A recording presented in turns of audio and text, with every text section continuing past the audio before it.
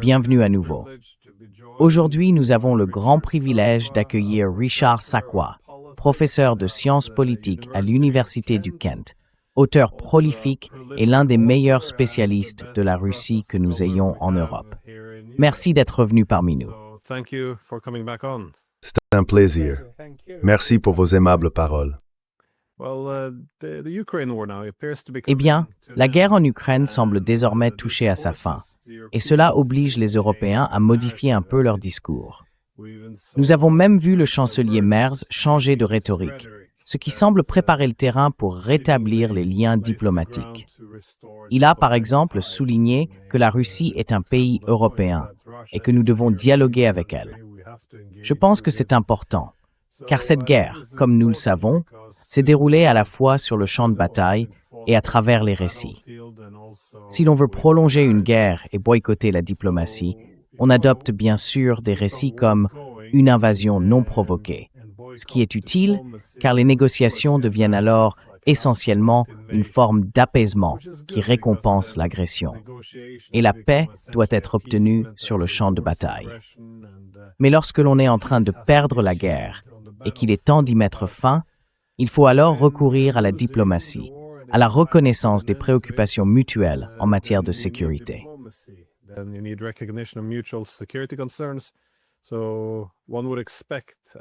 On pourrait donc s'attendre à un éloignement de ces récits d'un combat entre le bien et le mal, où toute négociation est impossible. Ainsi, nous pourrions avoir l'occasion de mettre fin à cette guerre par des moyens diplomatiques. Et dans cette optique, c'est une bonne occasion de discuter des racines plus profondes de la guerre en Ukraine, si nous voulons en traiter les causes fondamentales, ce que les Russes ne cessent de réclamer.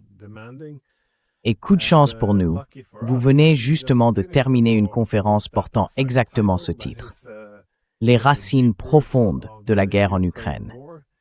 Je me demandais donc si vous pouviez développer vos arguments, car pour comprendre comment nous en sommes arrivés là, et c'est une question complexe, il s'agit à la fois de la division de l'Europe entre l'OTAN et la Russie, mais aussi d'un problème bien sûr entre la Russie et l'Ukraine, et également au sein même de l'Ukraine.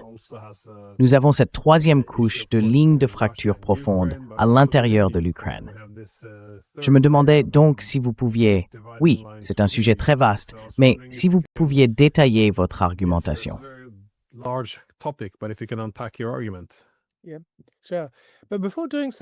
Oui, bien sûr. Mais avant de le faire, puis-je simplement dire que, vous savez, j'espère que nous approchons de la fin de la guerre, mais je n'en suis pas entièrement convaincu. Je pense que, pour reprendre les mots de Churchill, nous sommes à la fin du commencement. Mais malheureusement, je ne suis pas tout à fait sûr que nous soyons au commencement de la fin. Nous entrons soudainement dans une nouvelle phase. Une phase au cours de laquelle, je crois, les puissances européennes, d'une manière très confuse et contradictoire, commencent à laisser filtrer quelques lueurs de réalité dans leurs calculs.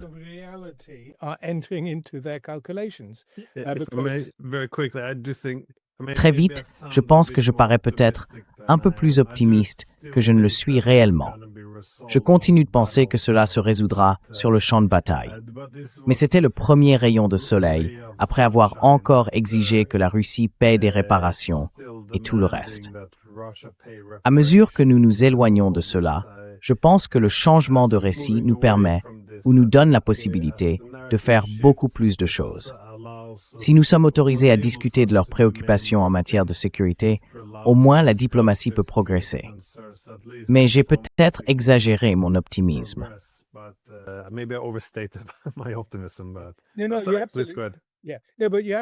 Non, mais vous avez tout à fait raison.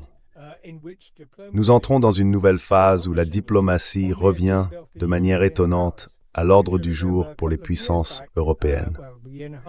Si vous vous souvenez, il y a quelques années, enfin 1 an et demi, lors d'une réunion du Conseil européen, Robert Fico de la République slovaque avait dit qu'il était stupéfait que tout au long de la discussion, personne n'ait suggéré que l'Union européenne et ses dirigeants devraient dialoguer avec la Russie. Et lorsque Viktor Orbán, qui présidait le Conseil européen pour le second semestre de 2025, je crois, a soulevé ce point, il a été sévèrement ostracisé. Mais oui, je pense qu'au début de 2026, les dirigeants européens commencent à comprendre.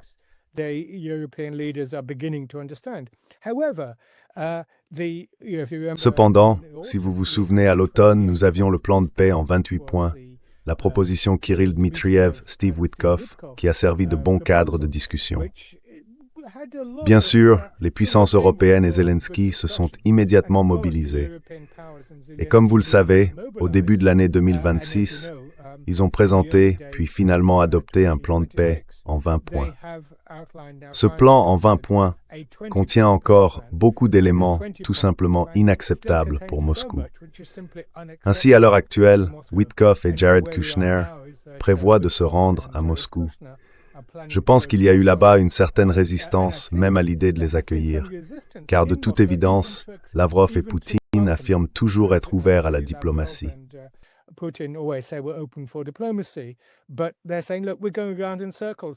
Mais ils disent, regardez, on tourne en rond. À quoi bon? On parvient à quelque chose, vous venez, on discute, on expose nos problèmes fondamentaux, puis vous repartez et tout est complètement bloqué dès qu'il s'agit des puissances européennes. Et Trump est très instable, comme nous le savons. C'est littéralement un électron libre, passant d'un extrême à l'autre. Voilà donc où nous en sommes. Malheureusement, je pense que le champ de bataille sera le principal théâtre des événements au cours des prochains mois, jusqu'à ce que nous en arrivions enfin à une diplomatie sérieuse, non seulement entre les puissances occidentales, mais aussi en engageant Moscou de manière plus substantielle. Bref, c'est juste pour situer où nous en sommes maintenant. Mais comme vous le dites, tout ce qui concerne notre situation actuelle a des racines profondes.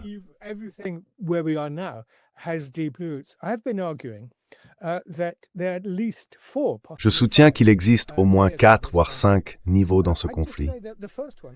Je dirais que le premier, évidemment, est le niveau interne ukrainien. On peut le formuler de plusieurs manières. J'ai proposé qu'il existait 2 modèles, 2 visions de la souveraineté ukrainienne après 1991.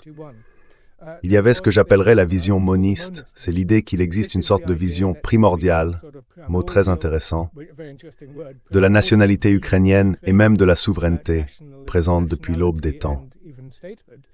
Il suffirait de se débarrasser des couches accumulées du colonialisme russe et auparavant du colonialisme polonais, de la domination polono-lituanienne. Mais c'est un peu comme le David de Michel-Ange.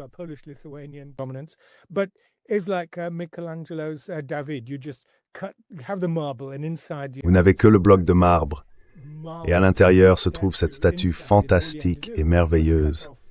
Il suffit simplement d'en retirer l'excédent. C'est une vision complètement fausse de la manière dont les États se développent, et cela déforme également l'idée du post-colonialisme. Tel que je le comprends, le post-colonialisme repose sur l'hybridité, sur la façon dont les États se développent à travers des relations complexes. On peut les qualifier d'impériales, de coloniales ou d'autres choses, mais elles transforment malgré tout les acteurs de cette interaction. La vision primordiale, en revanche, suggère qu'il suffit simplement de se débarrasser de tout cela. L'alternative, et c'est celle à laquelle j'ai consacré mon livre, la guerre russo-ukrainienne, les lignes de faille de l'Empire, est ce que j'appelle l'autre Ukraine. C'est une vision de l'Ukraine pluraliste, tolérante, multilingue.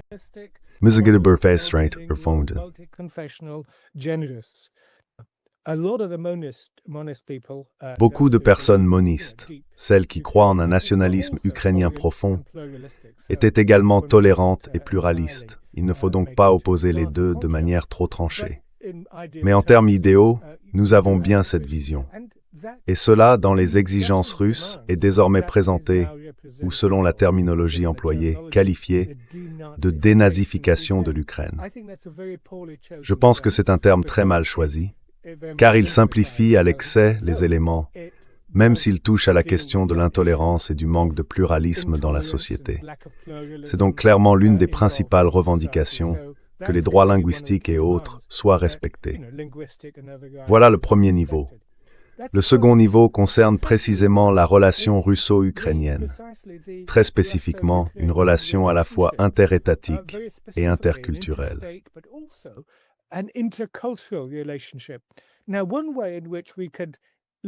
Une façon d'aborder cette question serait d'examiner toutes sortes de théories. Mais la voie que je souhaite emprunter, si seulement j'avais plus de temps, consiste à l'envisager à travers le prisme de la théorie mimétique, la théorie de René Girard. Il explique que fondamentalement, deux États ou deux personnes, il prend l'exemple d'un seigneur et d'un serf, entrent en conflit par imitation. Un serf serait généralement en conflit avec un autre serf, car la distance entre ce serf et le seigneur est tout simplement trop grande, et les seigneurs, eux, se querelleraient entre eux. En d'autres termes, plus on est proche, plus il est probable que ces conflits émergent. Et bien sûr, la Russie et l'Ukraine occupent un espace civilisationnel et culturel très similaire. Je ne dis pas identique. Slave oriental, orthodoxe, et avec une histoire commune à travers la majeure partie du pays.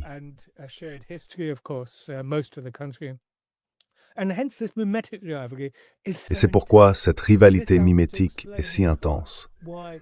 Cela aide à expliquer en partie pourquoi les nationalistes ukrainiens croient, comme un article de foi, qu'ils doivent se distancier de la Russie. Cela a conduit à une relation très épineuse dès le début, après l'effondrement de l'Union soviétique en 1991. Et bien sûr, cela remonte au XIXe siècle. Voilà donc le deuxième niveau. Nous pourrions en parler longuement. Cette vision mimétique, à mon avis, est importante et elle aide à comprendre pourquoi, jusqu'en 2022, la profondeur de l'hostilité entre les deux pays était si forte, une sorte de narcissisme des petites différences. Sans nier les questions de fond, cela en faisait néanmoins partie. Le troisième niveau est celui intra-européen.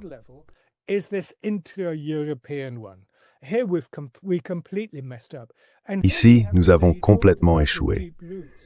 Et ici, il faut le dire, vous avez parlé des racines profondes. Nous devons remonter non seulement à 1989-1991, à la fin de la guerre froide, même si c'est important. Il faut remonter jusqu'en 1945. À bien des égards, cette guerre, la guerre en Ukraine, remet à l'ordre du jour des éléments qui n'avaient pas été réglés ou résolus dans les premières années d'après-guerre. Par exemple, on a beaucoup parlé récemment de l'Allemagne et du fait qu'après 1945 et Potsdam, l'idée implicite était, et l'Union soviétique y est revenue à de nombreuses reprises par la suite, que l'Allemagne devait être un État démilitarisé et neutre au centre de l'Europe.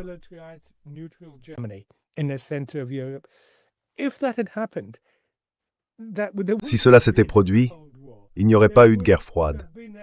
Il n'y aurait pas eu cette division de l'Allemagne. Toute la politique aurait changé. Et alors, on se demanderait pourquoi nous avons eu la guerre froide initiale, qui s'est ensuite reproduite sous de nouvelles formes après 1989-91, l'effondrement du communisme, la fin de la première guerre froide. Eh bien, on pourrait dire, et c'est là que je soutiens toujours, que nous avons connu deux échecs. Le premier, l'émergence de ce que j'appellerais l'Occident politique.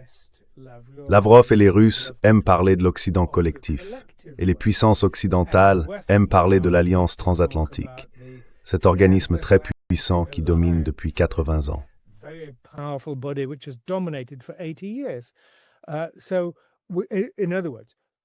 En d'autres termes, le règlement d'après-guerre de 1945 était un règlement atlantiste qui a subordonné et empêché l'établissement d'une véritable unité pancontinentale.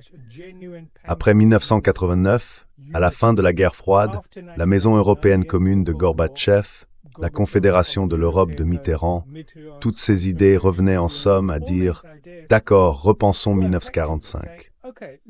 Au lieu de cela, nous avons simplement eu plus de la même chose.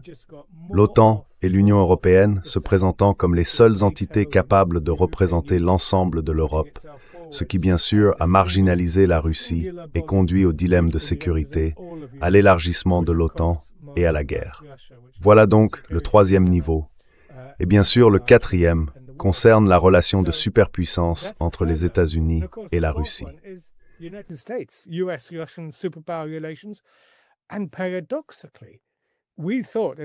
Et paradoxalement, nous pensions, et nous avons parlé de paix au début, que la paix pouvait venir d'en haut. En d'autres termes, que le rapprochement russo-américain, la détente, pouvait, avec Trump et Poutine travaillant personnellement ensemble, établir un cadre qui serait partiellement imposé, mais espérons-le accepté par les puissances européennes, et qui mènerait effectivement à un règlement au sein même de l'Ukraine. Malheureusement, il semble que les États-Unis sous Trump, même s'il a mis certaines questions sur la table, des questions qui auraient dû être posées en 1945-46 et de nouveau en 1989-91, il les a bel et bien mises sur la table.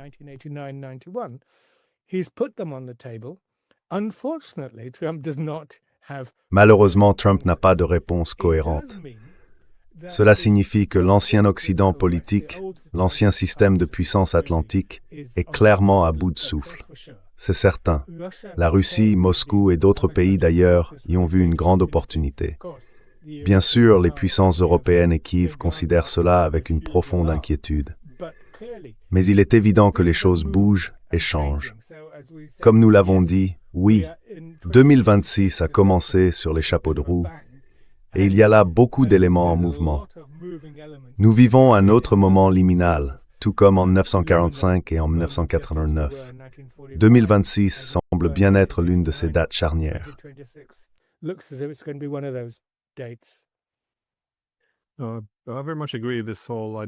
Je suis tout à fait d'accord avec cette idée d'une identité décoloniale.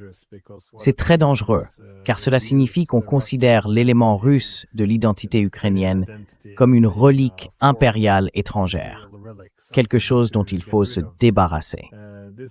C'est évidemment un problème à la fois sur le plan intérieur et à l'étranger, car si l'on adopte cette idée, comme cela a été fait après 2014, il faut alors commencer à épurer les partis politiques, la culture, la religion, les médias, la langue, dans tous les domaines. Et je cite souvent Solzhenitsyn. Il faisait remarquer que ce lien étroit entre Russes et Ukrainiens était une arme à double tranchant, car pour certains Ukrainiens, c'était une source de fraternité avec les Russes, mais pour la plupart des Ukrainiens de l'Ouest, c'était exactement le contraire.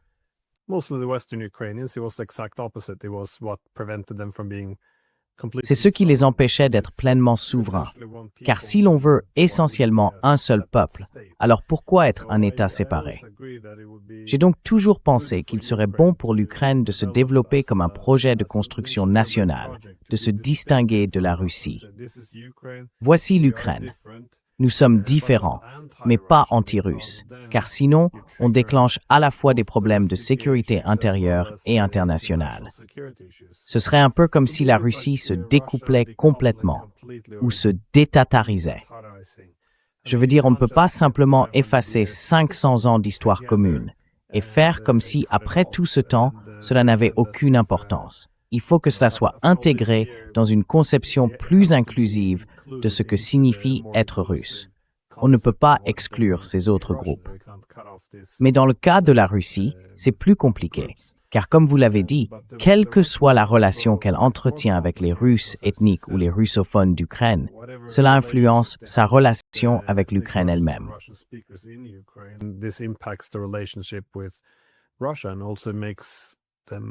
La Russie devient également plus vulnérable à l'exploitation par des acteurs étrangers. Parce que je pense que si l'Ukraine compte des éléments étrangers, qu'il s'agisse traditionnellement des Allemands, des Américains ou des Britanniques, qui souhaitent créer une Europe davantage dérussifiée, alors on verra une convergence avec les éléments les plus nationalistes au sein de l'Ukraine. Mais comment voyez-vous l'interaction entre ces différents niveaux? J'ai l'impression que si les États-Unis et la Russie parviennent à un certain accord, cela facilite la résolution des autres problèmes, non? Mais un gouvernement nationaliste à Kiev ne chercherait pas seulement à adhérer à l'OTAN. Il tenterait aussi de purger la culture russe des terres historiquement russes, ce qui n'est pas non plus acceptable. Alors comment voyez-vous tout cela fonctionner ensemble?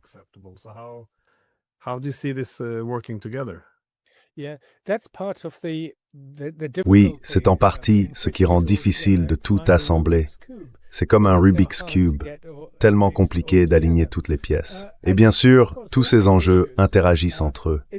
Par exemple, les États-Unis, et explicitement Zbigniew Brzezinski, dans les années 90, dans le Grand Échiquier, ont déclaré qu'ils avaient travaillé avec assiduité. L'ambassade américaine à Kiev a travaillé avec assiduité pour exploiter les divisions internes à l'Ukraine afin de favoriser et de renforcer une certaine composante dans le cadre d'une tentative de contenir, marginaliser et même, si l'on veut, humilier la Russie.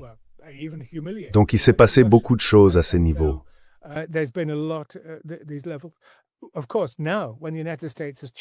Bien sûr, maintenant que les États-Unis ont changé de ton, nous ne savons pas vraiment ce que fait Trump, parce il est aussi assez trompeur de bien des façons. Par exemple, la frappe de drones, ou quoi que ce soit que c'était, vers Valdai, les 91 drones des premiers jours de janvier, a clairement été facilitée par les États-Unis d'une manière ou d'une autre. C'est donc une question fondamentale. Comment tout cela s'articule-t-il? Et, vous savez, je les sépare uniquement à des fins d'analyse. En un sens, nous disons que ce sont là les fils conducteurs.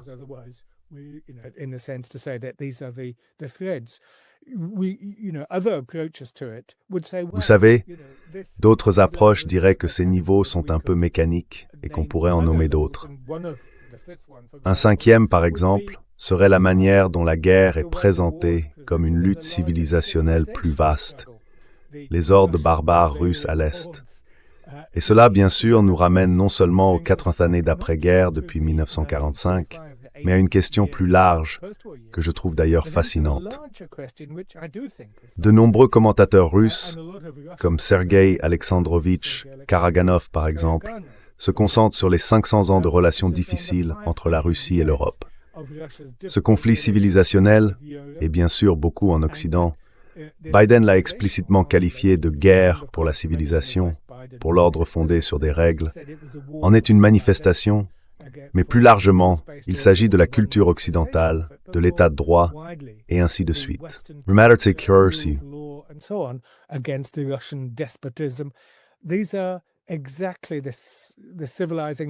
Ce sont précisément les missions civilisatrices, et Macron en a également parlé. C'est une répétition des visions impériales du XIXe siècle, des visions de l'Empire qui ne sont pas mortes.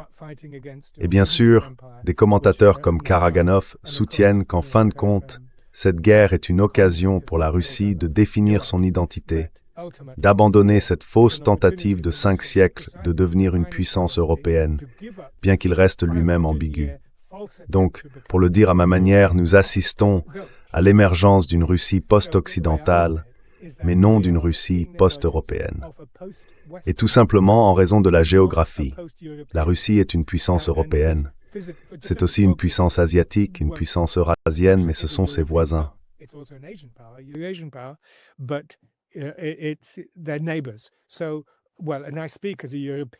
Eh bien, je parle en tant qu'Européen, et j'ai toujours soutenu que nous avons besoin, et en tant que l'un des derniers gaullistes d'Angleterre, je dirais que nous avons besoin d'une vision pancontinentale, sous une forme ou une autre, d'une sorte de communauté politique. Car, comme vous le savez bien, en Russie, nous avons 145 millions de citoyens, qui sont évidemment un peuple extrêmement divers, les Bouriates et bien d'autres, mais, en fin de compte, leur culture est européenne. Ils partagent un sens commun de l'orientation culturelle. Comment dire ? De multiples confessions religieuses, même si je ne veux pas trop insister sur l'aspect chrétien, mais c'est assurément une culture fortement christianisée, parmi d'autres religions qu'il faut bien sûr respecter, tout comme l'Europe doit y faire face elle aussi. En d'autres termes, la dimension civilisationnelle est à la fois un facteur d'exacerbation et, en fin de compte, peut-être un cadre pour la paix que nous désirons tant.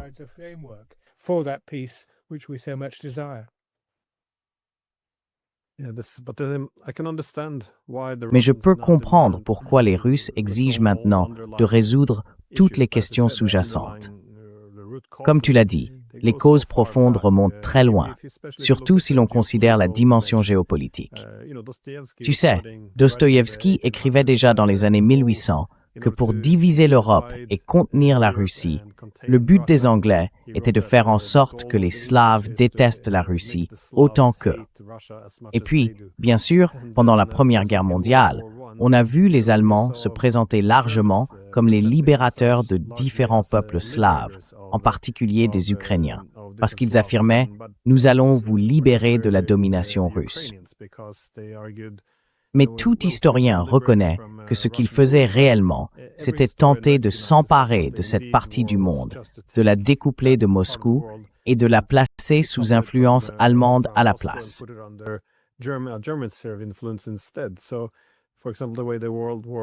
Ainsi, par exemple, la façon dont la Première Guerre mondiale s'est terminée, ou plutôt ne s'est pas terminée, avec l'accord russo-allemand, le traité de Brest-Litovsk, était perçue comme essentiellement ce que l'OTAN cherche à faire aujourd'hui.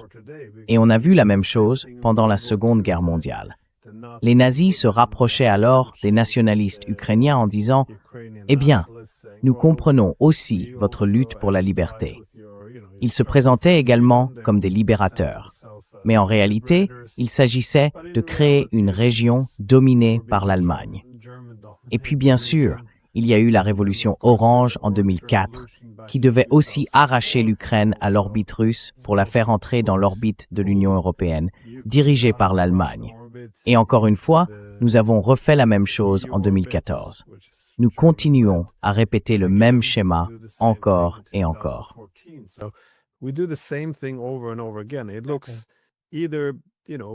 Il semble que nous devions soit accepter que l'Ukraine fasse partie de l'orbite russe, ce qui, à mon avis, n'est plus raisonnable compte tenu de l'évolution de l'opinion publique en Ukraine, soit qu'elle devienne un pont plutôt qu'une sorte de ligne de front. Mais dans ce cas, il faut un système de sécurité pan-européen qui empêche réellement l'Ukraine d'être une ligne de front, ce qui serait bénéfique pour son développement économique et sa capacité à respecter toutes les personnes vivant à l'intérieur de ses frontières. Mais comment rompre ce cycle? Car quel que soit l'accord de paix que nous obtiendrons, l'animosité persistera. L'idée que les Russes soient essentiellement notre principal hôte, notre principal groupe extérieur, tout cela risque de durer encore longtemps. Alors comment s'attaquer réellement aux causes profondes?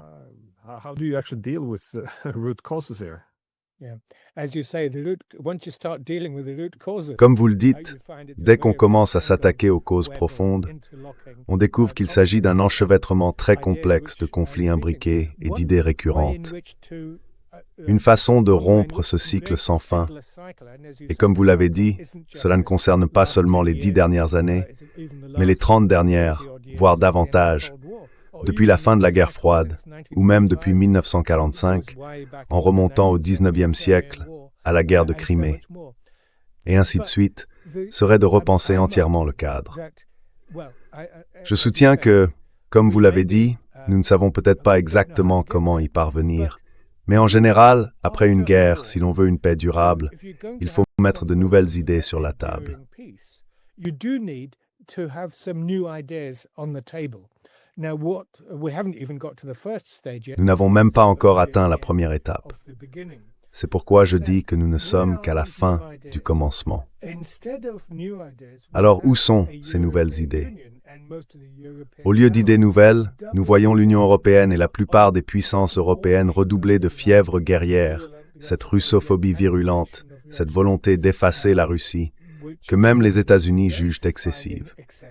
J.D. Vance, Hegseth et d'autres, non pas parce qu'ils aiment la Russie, mais parce qu'ils voudraient se concentrer sur la Chine, qui est peut-être le seul élément nouveau dans tout cela. En d'autres termes, ils perpétuent une vision de la politique internationale fondée sur le conflit et les sphères d'influence. Comme vous le suggérez, si l'Ukraine n'est pas un pont, alors elle devient une barrière, et ainsi de suite.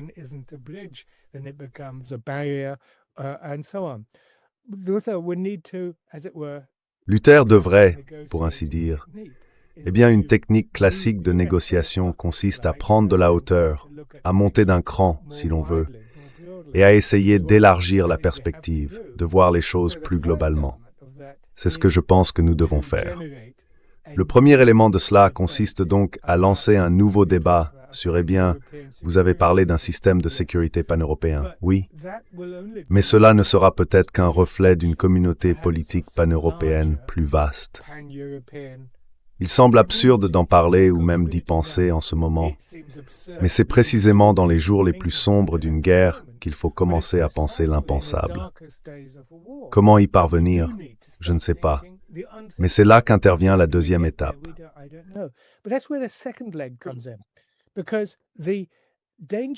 Parce que le danger dans tout cela, en ce moment, c'est que cette guerre, c'est une guerre civile européenne.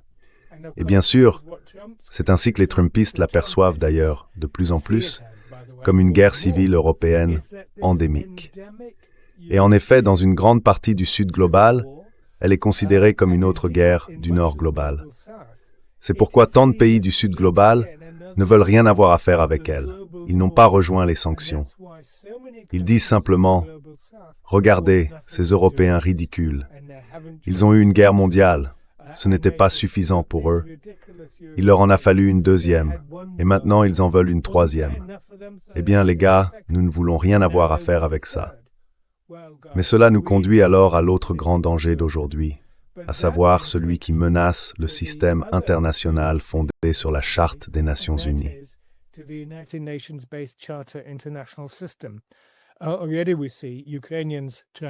Nous voyons déjà les Ukrainiens tenter d'en tirer parti autant qu'ils le peuvent. Mais au final, pour le dénigrer, le briser, le détruire.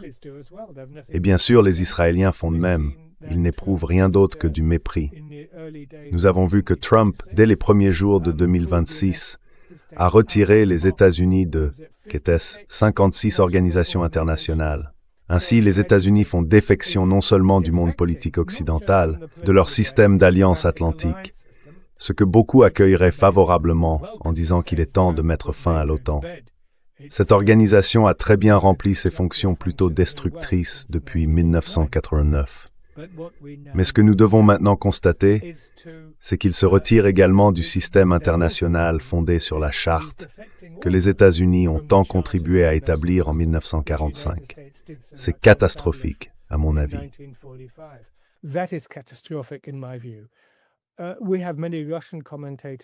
Nous avons de nombreux commentateurs russes qui affirment qu'il est temps de construire des institutions parallèles, peut-être à travers les BRICS, l'Organisation de coopération de Shanghai, ou des institutions financières alternatives à celles de Bretton Woods, comme la Banque mondiale et le FMI. Eh bien, c'est peut-être une façon d'essayer de sortir de ce cercle vicieux, où depuis 4 ans de guerre, nous ne faisons que répéter la même chose encore et encore depuis 2014, en reprenant sans cesse les mêmes débats depuis 1989. Qui était pour l'élargissement de l'OTAN? Qui y était opposé?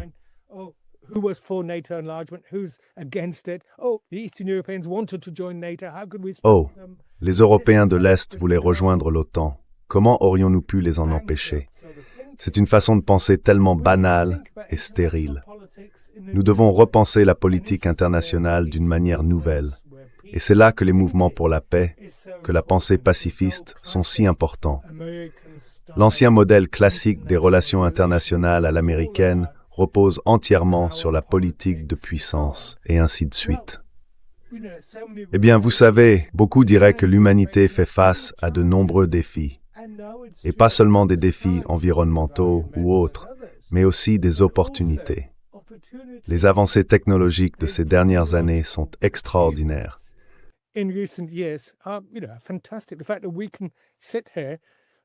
Le fait que nous puissions être assis ici, à parler sur cette machine, est tout simplement incroyable. C'est de la science-fiction. Et pourtant, que faisons-nous constamment? Nous gaspillons cette opportunité. Et maintenant, les Européens veulent passer les prochaines décennies à se réarmer. Notre magnifique ministre des Affaires étrangères, Yvette Cooper, était dans votre pays, dans le nord de la Norvège hier, appelant à de nouvelles défenses massives à Kirkenes, comme nous dirions en anglais. Elle était là-haut, je crois, l'autre jour. Et bien sûr, nous venons d'envoyer une énorme force militaire au Groenland, un soldat, pour le défendre contre notre allié. Mais tout cela, vous savez, atteint un niveau de politique franchement burlesque. Les Norvégiens ont envoyé 2 fois plus de soldats au Groenland que l'Angleterre. Alors nous en avons envoyé 2. D'accord, bien joué. Non, ce n'est pas du tout très impressionnant. Mais je me demande si vous n'êtes pas un peu optimiste quant à la nouvelle répartition internationale du pouvoir.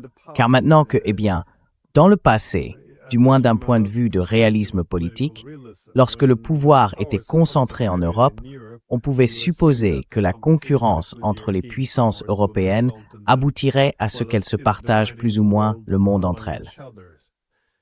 Cela avait donc un certain sens.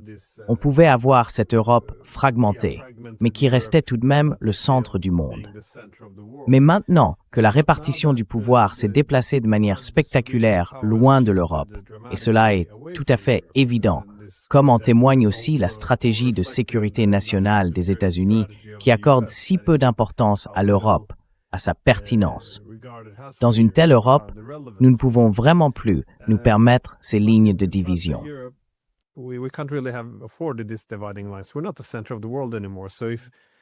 ne sommes plus le centre du monde. Ainsi, si l'Europe est aujourd'hui divisée, ce n'est plus comme après la Seconde Guerre mondiale, lorsque les États-Unis cherchaient à renforcer les États de première ligne et à les placer dans une position favorable. Désormais, une Europe divisée signifie que les Européens de l'Ouest deviennent trop dépendants des États-Unis, tandis que la Russie devient peut-être trop dépendante de la Chine.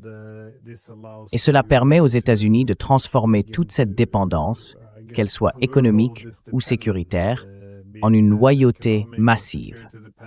Les Européens finissent donc par devoir faire tout ce qu'on leur dit, ne devenant que plus faibles et moins pertinents. On pourrait penser que s'il y a bien un moment pour que l'Europe essaye de faire, de faire ce que la Charte de Paris pour une nouvelle Europe de 1990 appelait de ses vœux, ce serait maintenant. Une Europe sans ligne de division.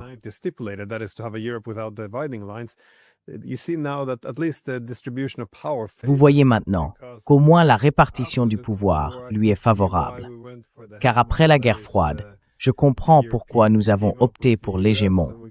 C'est-à-dire que les Européens se sont alliés aux États-Unis afin que nous puissions avoir une hégémonie collective.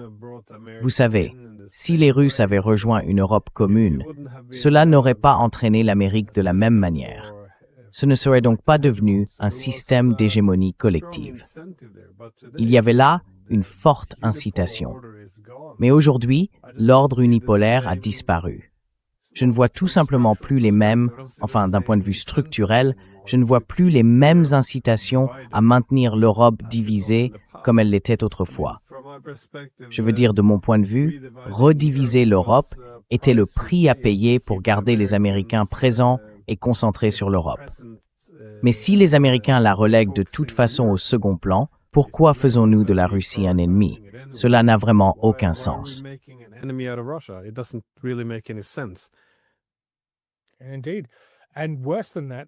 En effet. Et pire encore, nous avons suivi le mouvement et détérioré nos relations avec la Chine dans une certaine mesure. Ils essayent maintenant de réparer les liens. Mais comme les États-Unis ont lancé la guerre des tarifs en 2018, l'Europe a ensuite suspendu le traité d'investissement sur lequel on travaillait depuis des années et ainsi de suite. Cela n'a vraiment aucun sens. Ce que nous voyons maintenant clairement, c'est un découplage du système de puissance atlantique. Mais, comme vous le savez, la stratégie européenne consiste à attendre que cela passe, à tenter, pour ainsi dire, d'apaiser l'énergie démoniaque de Donald J. Trump et à espérer qu'en 2028, un nouveau dirigeant soit élu et que la normalité soit rétablie. Je ne vois donc pas qu'il y ait beaucoup de réflexions stratégiques au-delà de cela, sauf dans un domaine plutôt néfaste, celui de la constitution d'une armée européenne.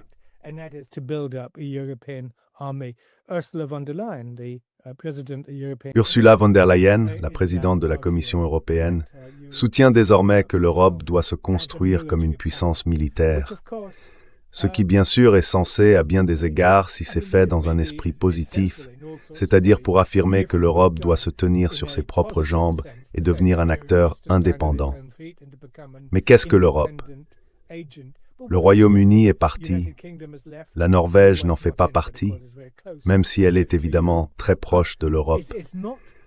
Mais ce n'est pas cette Union européenne.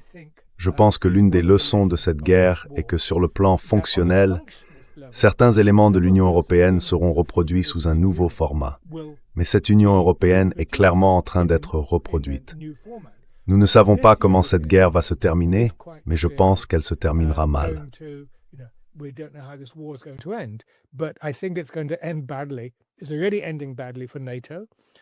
Cela se termine déjà mal pour l'OTAN.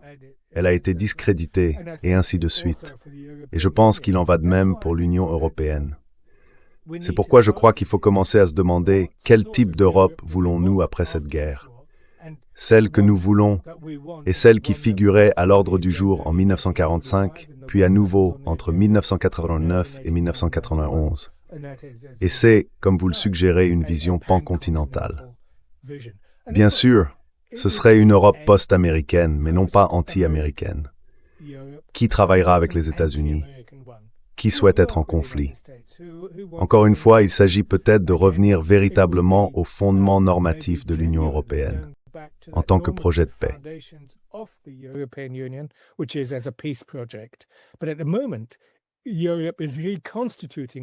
Mais en ce moment, l'Europe est en train de se reconstituer, cette Europe post-américaine, comme un projet de guerre.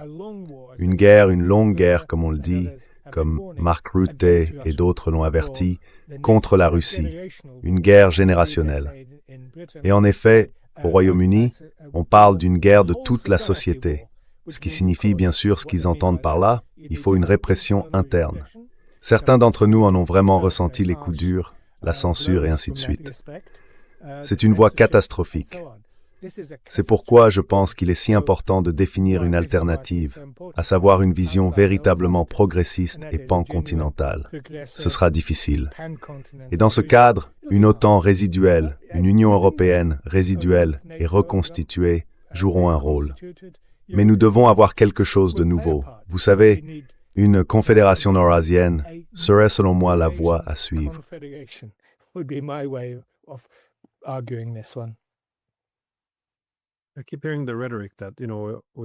J'entends sans cesse le discours selon lequel nous devons maintenir en vie les systèmes d'alliance et le bloc anti-russe, parce que, regardez à quel point c'est nécessaire à cause de l'Ukraine. Mais encore une fois, cela met en évidence les deux logiques différentes qui sous-tendent le rôle de l'OTAN. L'OTAN deviendrait-elle plus pertinente maintenant que nous percevons la menace russe, ou se discréditerait-elle en ayant en réalité provoqué une guerre? Et, vous savez, il est difficile de ne pas souligner que les États de première ligne que nous prétendons devoir protéger, l'Ukraine, la Moldavie, la Géorgie, sont tous écrasés ou risquent de l'être, en conséquence du retour à une politique de bloc.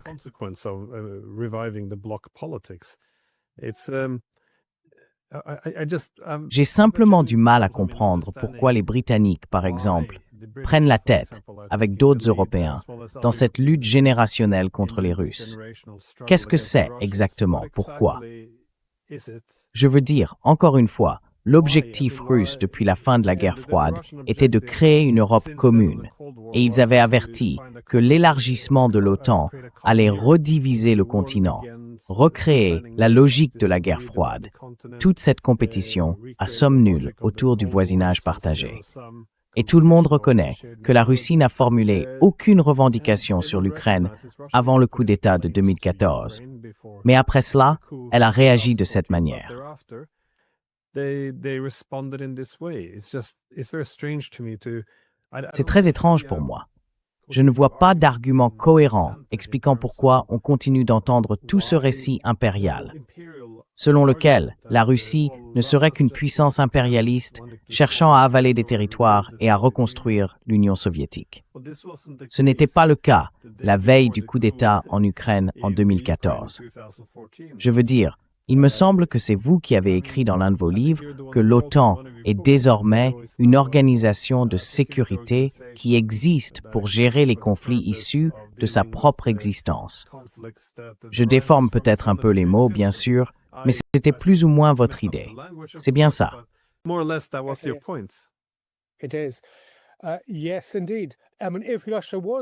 Oui, en effet.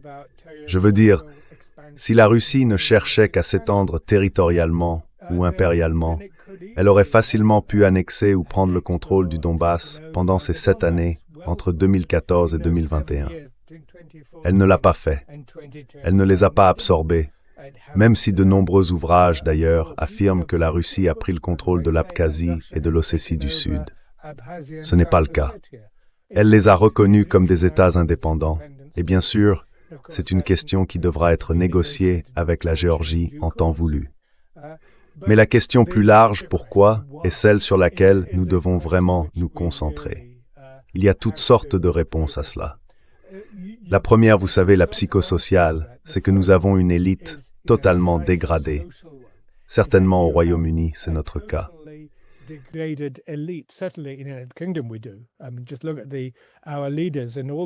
Regardez simplement nos dirigeants dans tous les grands partis politiques, tous répétant sans réfléchir le même discours militariste, à l'exception de quelques rares exceptions qui ne siègent pour la plupart plus au Parlement. On pourrait donc dire que... Et puis il y a ce contexte plus large à l'intérieur de ce cadre, qui remonte par exemple à la rivalité anglo-russe avant la Révolution, à la guerre de Crimée, et même encore plus loin. Mais il existe aussi beaucoup d'éléments contraires. Lorsque Tony Blair, au tout début de l'an 2000, alors que Poutine arrivait au pouvoir, a tenté un rapprochement, c'était assez clair. Il y a eu une tentative de réinitialisation et Poutine est venu en visite d'État. Il y avait donc des éléments positifs. Mais bien sûr, l'invasion anglo-américaine de l'Irak a tout gâché, puis la Libye, le traité ABM et tout le reste. C'est donc, si l'on veut, une approche psyp.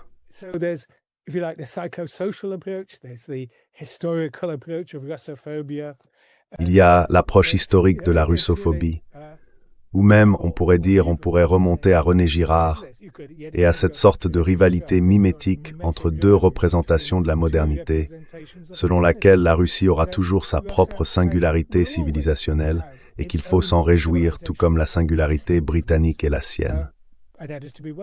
Et bien sûr, mon argument spécifique est qu'après 1945, tout cela, vous savez, alors que nous étions alliés pendant la guerre, cette situation entière est née de l'hégémonie américaine qui a cherché à dominer après 1945. Dès 1947, ce projet hégémonique avait pris forme. Il allait dominer l'Europe occidentale. Et nous savons que les frères Dulles ont fait preuve d'un cynisme et d'une brutalité remarquables pour imposer cela, l'un au département d'État, l'autre à la tête de la CIA. Il était donc tout à fait clair qu'ils avaient l'intention de dominer l'Europe occidentale. Et c'est pourquoi on n'a pas eu l'unification de l'Allemagne dans un sens positif.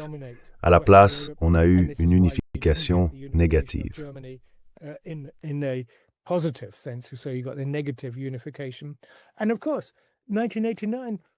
Et bien sûr, 1989 fut, comme nous pouvons le constater aujourd'hui, une série de révolutions négatives, car elles n'ont pas...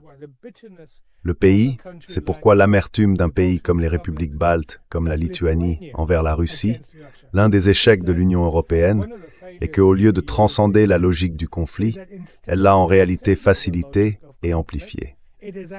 Il y a donc de nombreux éléments à considérer, mais vous n'avez pas de point de départ. Il y a bien longtemps, en 1990, ou était-ce en 1991, j'étais à la conférence de la Political Studies Association, notre association britannique de sciences politiques, et Landsbergis, qui était alors le dirigeant de la Lituanie, Vytautas Landsbergis, c'était il y a longtemps, nous a donné le discours principal.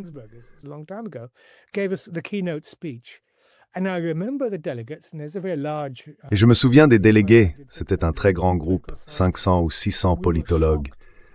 Nous étions choqués par son langage, son discours virulent, raciste et anti-russe. C'était en 1990-91, lorsque la Russie, sous Yeltsin, avait facilité l'indépendance de la Lituanie, de l'Estonie et de la Lettonie. C'était donc stupéfiant. D'où cela venait-il? Et bien sûr, c'étaient les démons cachés. Et ces démons, au lieu d'être vaincus, étaient nourris et entretenus. Et nous avons, vous savez, d'éminents chercheurs d'Estonie et d'ailleurs qui parlent, par exemple, de la politique de la mémoire. En fin de compte, tout se résume à ceci. Nous détestons la Russie. Et nous devons avoir une politique de la mémoire pour que personne ne l'oublie jamais.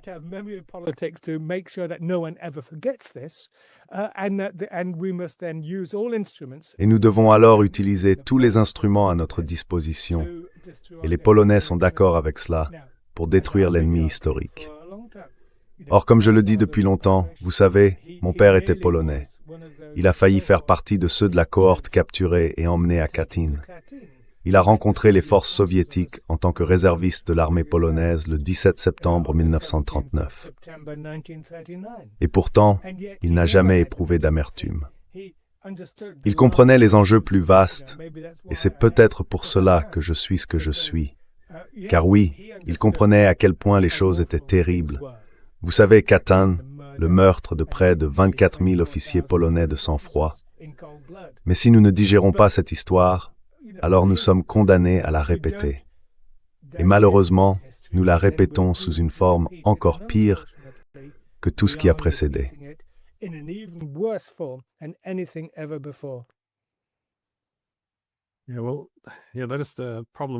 Oui, eh bien, c'est là le problème. Quand cela devient une question où un camp a raison et l'autre tort, ou bien est mal. Chaque fois qu'il y a une forme d'unification, cela n'harmonise pas vraiment les deux côtés. Les Allemands ont eu les mêmes discussions. Lorsque l'Allemagne de l'Ouest et l'Allemagne de l'Est se sont unifiées, on a toujours supposé que la partie occidentale avait raison, donc il suffisait de rejeter tout ce qui venait de l'Est. Mais en Allemagne de l'Est, ils ne faisaient pas gris tous les jours. Ils avaient aussi d'autres choses. Mais je veux te poser une question sur la répartition du pouvoir et savoir si tu penses que cela peut nous aider aujourd'hui. Parce que, encore une fois, quand la Russie était la plus grande puissance, ou qu'on pouvait l'appeler un adversaire, comme elle l'était au XIXe siècle pour les Britanniques ou au XXe pour l'Occident politique, il y avait alors une incitation naturelle à s'équilibrer face aux Russes. Et on adoptait toutes les idéologies nécessaires qui les présentaient comme tout ce que vous n'étiez pas.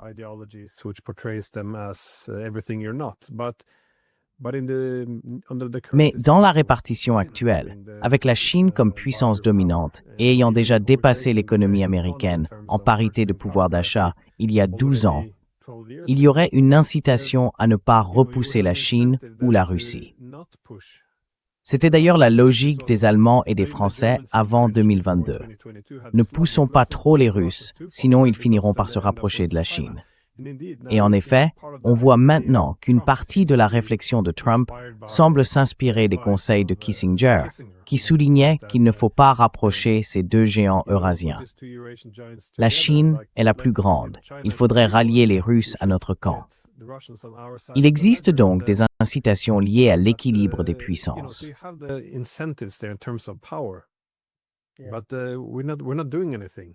Mais nous ne faisons rien. Toutes les choses dont nous savions qu'elles ne fonctionneraient pas, ou qui étaient les plus dangereuses, c'est-à-dire entrer en guerre essentiellement contre la Russie, nous les avons toutes faites malgré tout. Il est donc très difficile d'y voir uniquement une question de politique de puissance, car il y a là quelque chose de plus profond en termes de haine. J'emploierai le mot « haine » de la Russie. Cela dure depuis si longtemps.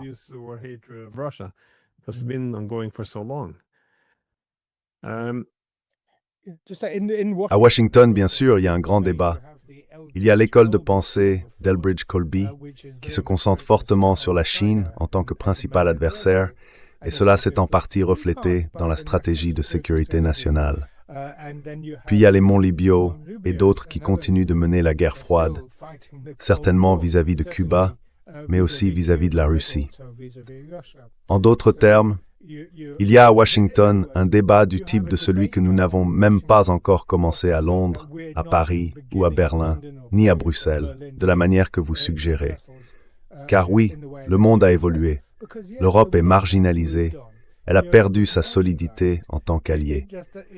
Même si quelqu'un d'autre est élu en 2028, nous ne pourrons pas revenir à ce qui existait auparavant. Et même à cette époque, il y avait toujours des tensions au sein du système de puissance atlantique. Et oui, l'équilibre de l'autorité économique et en effet politique est en train de se déplacer.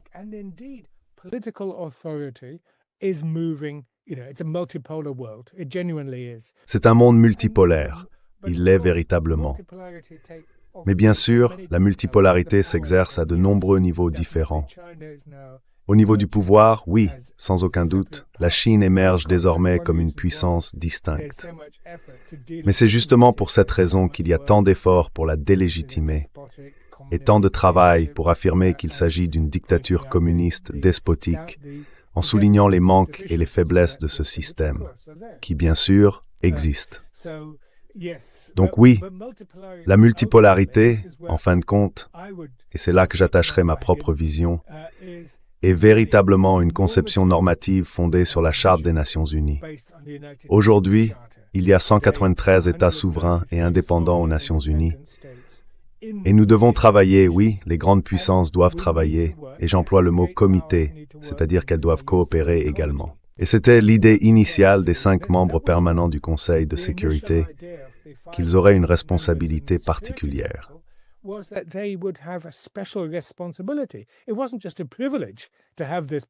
Ce n'était pas seulement un privilège de disposer de ce pouvoir de veto permanent. La responsabilité consistait à travailler ensemble, à tenter de résoudre collectivement les problèmes mondiaux. Et bien sûr, ce que nous avons vu à la fin de la guerre froide, c'est que la France et le Royaume-Uni votaient presque toujours avec les États-Unis et prenaient la tête à leur côté. On avait donc un bloc de 3. De plus, les Britanniques ont réussi à prendre le contrôle du secrétariat et à le manipuler. On a maintenant l'Assemblée générale des Nations unies, présidée par, on n'aurait pas pu l'inventer, Annalena Baerbock, une russophobe virulente, ce qui mine la crédibilité de l'Assemblée générale. Bien sûr, ils doivent respecter les points de vue du Sud global, mais néanmoins, par la définition de l'ordre du jour et le type de motion qu'ils présentent, ils influencent le processus.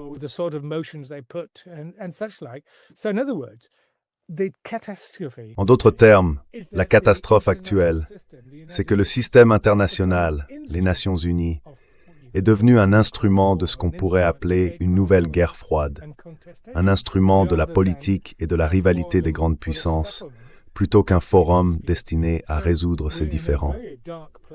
Nous traversons donc une période très sombre, et cela conduit à la destruction de la plus grande réussite des 80 dernières années, à savoir les Nations unies, non seulement en tant qu'institution, mais aussi en tant qu'idée. Une idée selon laquelle nous trouvons des moyens pacifiques de coopérer, les fondements normatifs d'États souverains travaillant ensemble. Ce n'est donc pas seulement la paix de Westphalie, c'est la paix de Westphalie, plus des États souverains œuvrant à travers l'internationalisme et le multilatéralisme dans le cadre des Nations unies et de leurs normes. Et c'est cela que nous perdons aujourd'hui, esprit in the simple.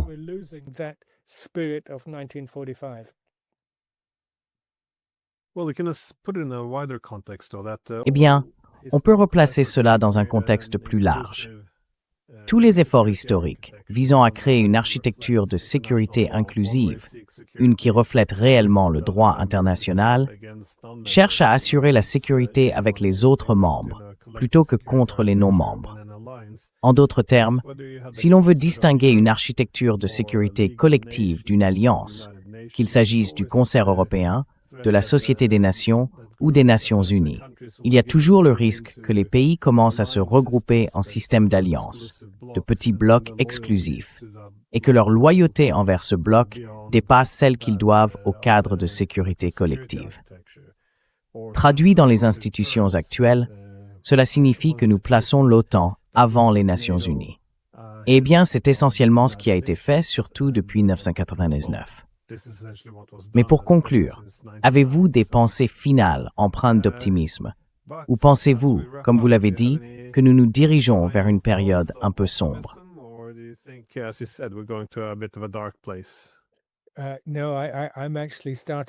Non, en fait, j'ai commencé cette année très pessimiste. Et malheureusement, je pense que c'est toujours le cas, en particulier d'un point de vue européen. Il y a presque, oui, les dirigeants disent maintenant que nous devons réellement engager une diplomatie avec la Russie. Eh bien, n'est-ce pas incroyable? La diplomatie signifie que l'on parle réellement. Dans des pourparlers de paix, on parle à l'autre camp, de l'autre côté de la table. Il y a donc au moins une petite lueur de compréhension du fait que nous devons évoluer vers une nouvelle dynamique dans ces négociations de paix pour mettre fin à cette guerre terrible. Cette guerre terrible qui, lundi dernier, a dépassé en durée ce que les Russes appellent la Grande Guerre patriotique de 1941 à 1945. Mais malheureusement, pour le Royaume-Uni, la Seconde Guerre mondiale a duré 5 ans et demi. J'ai donc le sentiment qu'il reste encore du chemin à parcourir avant d'atteindre une quelconque résolution. Oui, je suis très pessimiste.